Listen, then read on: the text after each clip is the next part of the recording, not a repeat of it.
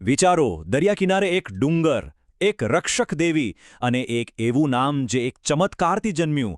આ છે કોયલ ડુંગરની ગાથા.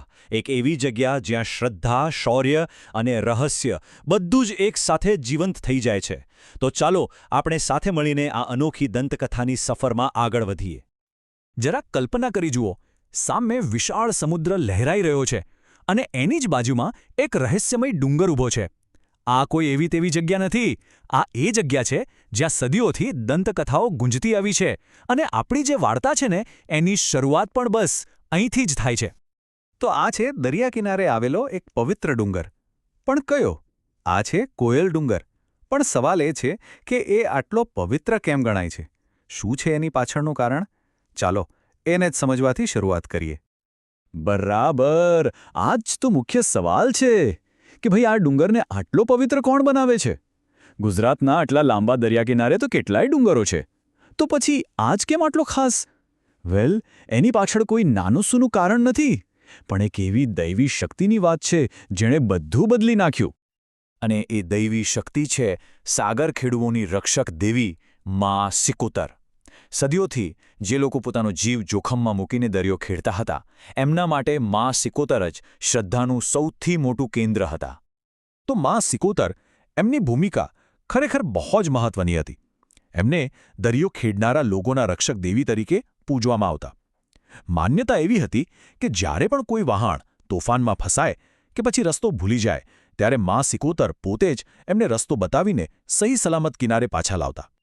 અને આ શ્રદ્ધા કેટલી ઊંડી હતી એ વિચારવા જેવું છે. જૂના સમયમાં કોઈ પણ ખલાસી દરિયામાં જતા પહેલાં મા સિકોતરની બાધા રાખવાનું ક્યારેય ન ભૂલતો, કેમ કે દરિયાના એ ભયંકર તોફાનો સામે દેવી જ એમનો એકમાત્ર સહારો હતા. વાત તો ત્યાં સુધી કહેવાય છે કે જો કોઈ વહાણ ભરદરિયે ખોવાઈ પણ જાય ને, તો મા સિકોતર પોતે એને દોરીને સીધું આ કોયલ ડુંગરના કિનારે સલામત લઈ આવતા. વિચાર તો કરો. સારું, દેવીની વાત તો સમજાઈ, પણ આ ડુંગરનું નામ કોયલ કેમ? આ નામ પાછળનું રહસ્ય શું છે?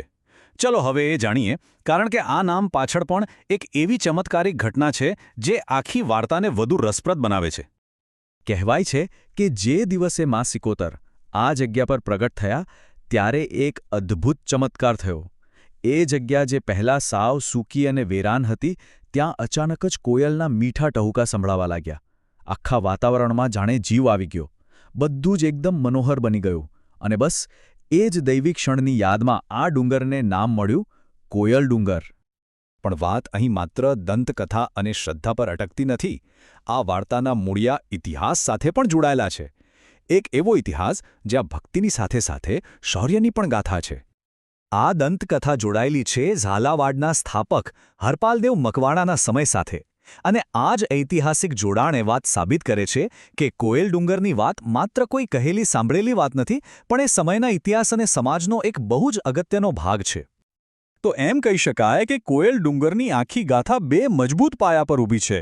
એક તરફ છે સાગર ખેડૂતોની અતૂટ ભક્તિ અને બીજી તરફ છે હરપાલદેવ મકવાણાના સમયનું શૌર્ય.